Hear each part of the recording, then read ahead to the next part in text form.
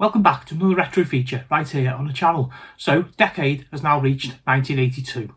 Sit back, grab a brew and let's reminisce over the years gone by.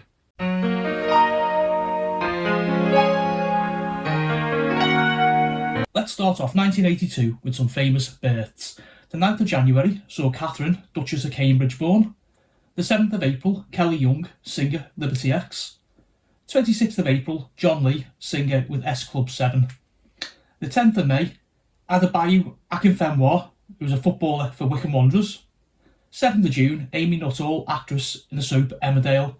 21st of June, Prince William, the Duke of Cambridge. 30th of July, James Anderson, cricketer, England.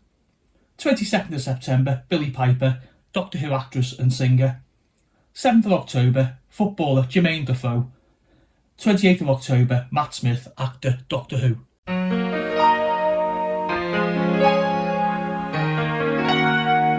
Moving on to the news of 1982.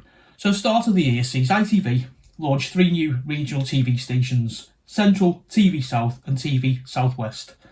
Miners voting in strike action over a pay rise, and unemployment reaches 3 million for the first time since the 1930s. The beginning of February, Queen Elizabeth commemorates her Pearl Jubilee, which is 30 years. We also saw the opening of the first Next store in the United Kingdom, and the European Court of Justice rules that schools in Britain cannot allow capital punishment against the wishes of parents. On to March, and Queen Elizabeth opens the Barbican Centre, a performing arts centre in London.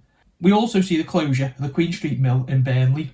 Argentinian troops land on South Georgia Island, precipitating the Falklands War. And ending the month, Liverpool beat Tottenham Hotspur 3-1 to win the League Cup.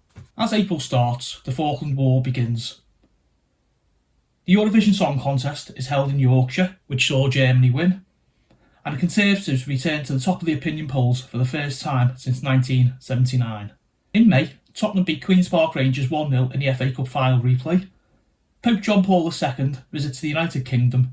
The Smiths are formed in Manchester, and Liverpool win the league title for the 13th time. Rolling on to the summer, and June sees the 20p coin first issued into circulation. We see the end of the Falklands War, and Welsh miners strike in support of health workers who were demanding a 12% pay rise. In July, England drew 0-0 with Spain in the World Cup and were eliminated. Michael Fagan breaks into Buckingham Palace and is apprehended after entering the royal bedroom. The IRA detonate 2 bombs in Hyde Park and Regent's Park, killing 8 soldiers, wounding 47 people and leading to the deaths of 7 horses. And finally, Italy won the World Cup, beating West Germany 3-1. In August, the government created Britoil as a privatised successor to the British National Oil Corporation.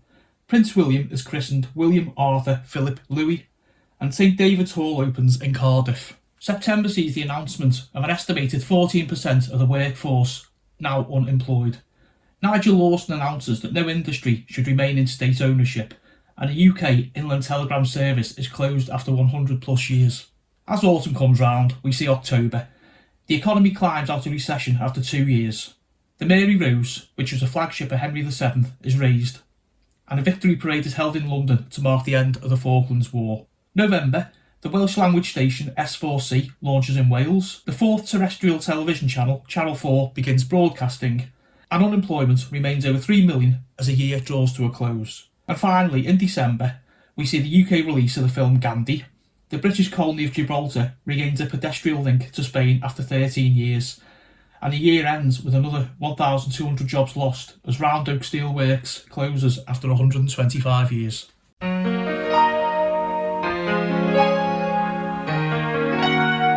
Let's move on to music and the top 10 singles of the year. At number 10, A Town Called Malice by The Jam. Number 9, Ebony and Ivory, Paul McCartney and Stevie Wonder. Number 8, 7 Tears by the Goombay Dance Band.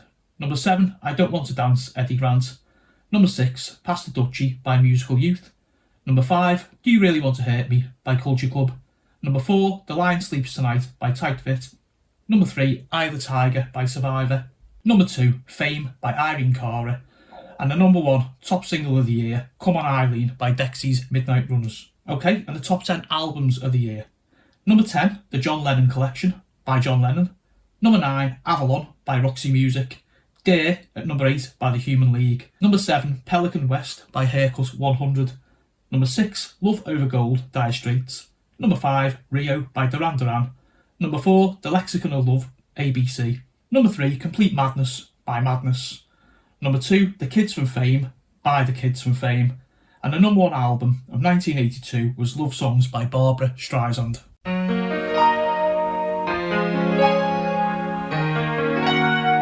1982's top movies of the year, according to the US box office. In at number 10 is Annie. Number 9, The Best Little Whorehouse in Texas. Number 8, Poltergeist. Number 7, 48 Hours. Number 6, Star Trek II, The Wrath of Khan. Number 5, Porky's. Number 4, Rocky 3. Number 3, An Officer and a Gentleman. Number 2, Tootsie. And the number 1 film of 1982, E.T. the Extraterrestrial.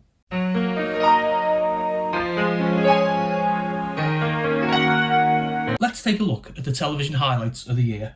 ITV airs the television network premiere of Close Encounters of the Third Kind. BBC One airs the television network premiere of 2001 A Space Odyssey. The Fall Guy starring Lee Majors debuts on ITV. ITV airs the network premiere of John Carpenter's Halloween.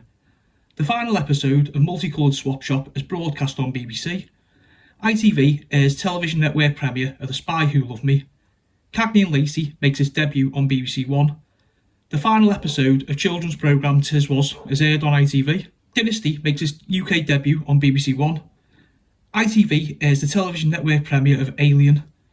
ITV airs the television network premiere of Star Wars A New Hope. Channel 4 starts broadcasting. Coverage of American football is first shown on Channel 4. The first episode of The Young Ones is shown on BBC Two. ITV airs the network premiere of Moonraker. And BBC airs the network premiere of Grease.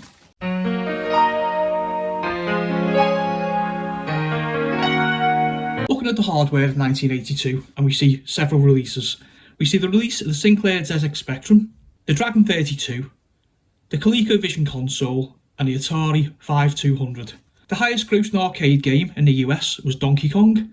The highest grossing arcade game in Japan was Pole Position. The highest selling video game of the year was Pac-Man. And the highest selling home system of the year was Atari 2600. Other popular arcade releases included Dig Dug, Pole Position, and Ms. Pac-Man.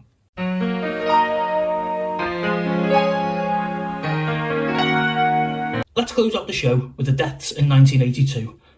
Harry H. Corbett, actor who was best known for his role as Harold Steptoe in Steptoe and Son. Arthur Lowe, actor who was best known for his role as Captain Mannering in Dad's Army. Actor Kenneth Moore. Violinist with the London String Quartet from 1930 to 1935, William Primrose. Casablanca actress Ingrid Bergman. Famous World War II fighter pilot Douglas Bader. Jimmy McCrory, who played for Celtic and then went on to manage the club. And Arthur Askey, actor and comedian. Okay folks, that's a wrap on 1982. Join me next month when we explore the trials and tribulations of 1983. Before you go, if you're enjoying this retro content, consider hitting that subscribe button, like and share the video, but more importantly, leave me comments below. Are you enjoying this series? What are your memories of the 80s? Share them with me, and I'll see you all next month.